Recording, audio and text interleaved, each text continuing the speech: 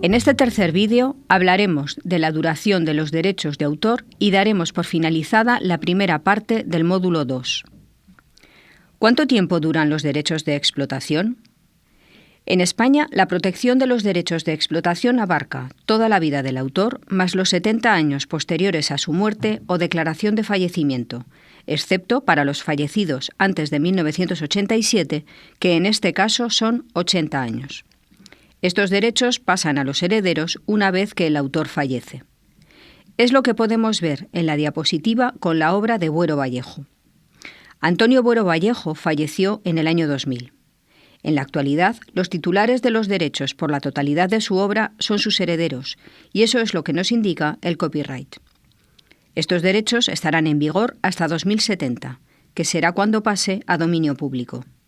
La persona que ha hecho el estudio crítico de estas dos obras tiene derechos por este estudio hasta su fallecimiento y 70 años después sus herederos. La editorial tiene también derechos de explotación por esta edición y su duración será la que se estipule en el contrato de edición. Estos 70 años se aplican también a las obras anónimas y a las colectivas. En estos casos, el tiempo empieza a contar a partir de la fecha de divulgación de la obra. Para las obras escritas en colaboración, la referencia será la fecha de la muerte del último autor vivo. La duración de esta protección varía de un país a otro, y aunque en la mayoría de los países de la Unión Europea y en Estados Unidos coinciden en 70 años, siempre es mejor comprobar la legislación de cada país para asegurarnos de las posibles excepciones que pueda haber. Pasado este tiempo, la obra entrará en dominio público. ¿Qué es el dominio público? Una vez pasados esos 70 años, la obra podrá ser utilizada por cualquiera sin solicitar permiso a los herederos del autor ni pagar derechos de explotación.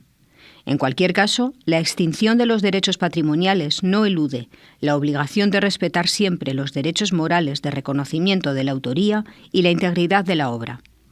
Recordemos que si se hace una obra derivada, el traductor, dibujante, anotador que trabaje sobre una obra en dominio público tendrá los derechos de autor que le correspondan por el trabajo que haya realizado. ¿Qué es una obra huérfana? Otro caso diferente son las obras huérfanas. Hay que tener en cuenta que una obra es huérfana cuando desconocemos quién es el titular de los derechos de explotación, que no tiene por qué ser el autor. La consideración de obra huérfana se mantiene si tras una búsqueda diligente ha sido imposible localizar al titular de los derechos. De este proceso pueden encargarse bibliotecas, archivos, museos accesibles al público u otras entidades de radiodifusión. El Real Decreto 224/2016 sobre el régimen jurídico de las obras huérfanas explica el procedimiento a seguir para localizar al autor de una obra y si se considera que éste es ilocalizable, los usos que se pueden hacer de ella y cómo proceder en caso de que el autor sea posteriormente identificado. Por su parte, la Oficina de Propiedad Intelectual de la Unión Europea mantiene una base de datos sobre obras huérfanas que se nutre de las aportaciones que bibliotecas, archivos, museos y otras instituciones localizan entre sus fondos o de las que desean hacer un uso para conservación y preservación. Para finalizar esta primera parte del módulo 2, recordar que cualquier creación intelectual está protegida por la ley. Debemos respetar la autoría y la integridad de la obra. Los autores tienen unos derechos que hay que observar.